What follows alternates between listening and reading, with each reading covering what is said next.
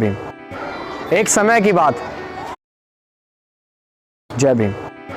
एक समय की बात, बहुत साल पहले जब बाबा साहेब की उम्र बहुत कम रही होगी, बाबा साहेब अपने विद्यालय से अपने घर वापस लौट रहे। वापस लौटते वक्त बाबा साहेब को रास्ते में पेड़ के नीचे एक किताबों की दुकान लगी हुई दिखी। तो बाबा साहेब को किताबों से बहुत लगाव था, तो वो वहाँ जाकर उसमें से एक विज्ञान की किताब उठाकर उसे पढ़ने लगे। पढ़ने के बाद बाबा साहेब को वो किताब बहुत अच्छी लगी। बाबा साहेब ने उस दुकानदार से बोला कि मुझे ये किताब चाहिए।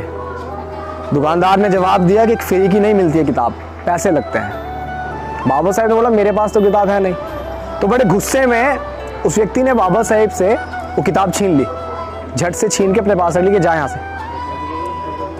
फिर बाबा साहेब ने बोला कि मेरे पास ये चांदी का लॉकेट है, क्या ये लेकर आप मुझे वो किताब दे सकते हैं?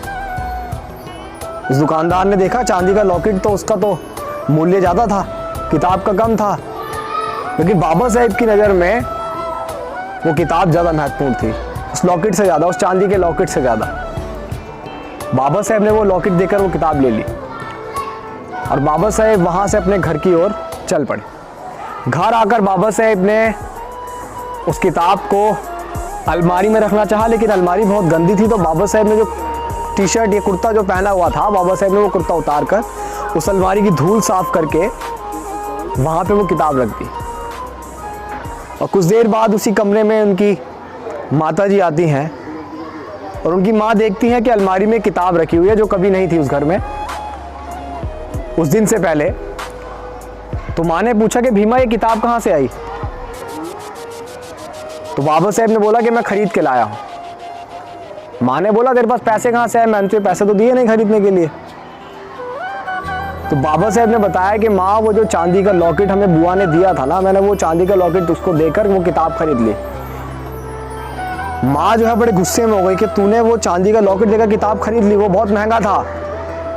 तो बाबा साहेब ने जवाब दिया कि माँ लॉकेट कितना भी महंगा हो, इस किताब से महंगा नहीं हो सकता, क्योंकि जो ज्ञान मुझे ये किताब दे सकती है, जो सीख, जो बुद्धि मुझे ये किताब दे सकती है, वो बुआ का दिया हुआ लॉकेट नहीं दे सकता, वो चांदी का लॉकेट नहीं दे सकता। आप समझ रहे हैं कि बाबा साहेब के लिए किताब कितनी महत्वपूर्ण थी कि उन्होंने चांदी का लॉकेट देकर वो किताब खरीद ली। तब माँ ने बोला कि ऐसा क्या है इस किताब में? तो बाबा साहेब ने बताया ये किताब मुझे बताएगी, ये विज्ञान की किताब मुझे बताएगी कोई चीज़ क्यों डूबती है पानी में, कोई चीज़ क्यों तैरती है, कैसे कैसे क्या होता है, ये ज्ञान मुझे ये किताब देगी। तो आप सभी से भी रिक्वेस्ट करना चाहूँगा साथियों कि इस देश में अगर आपको कोई भी व्यवस्था परिवर्तन करना है तो शिक्षा बहुत महत्वपूर्ण है। बाबा साहेब ने किताबों को इतना महत्वपूर्ण समझा, पढ़ाई को इतना महत्वपूर्ण समझा, तभी वो भारत का संविधान रच सके और इस देश में रहने वाले तमाम नागरिकों को समानता का अधिकार दे सके। जो लोग दबे कुचले शोषित पीड़ित थे उनको एक सम्मान की ज़िंदगी दे सके।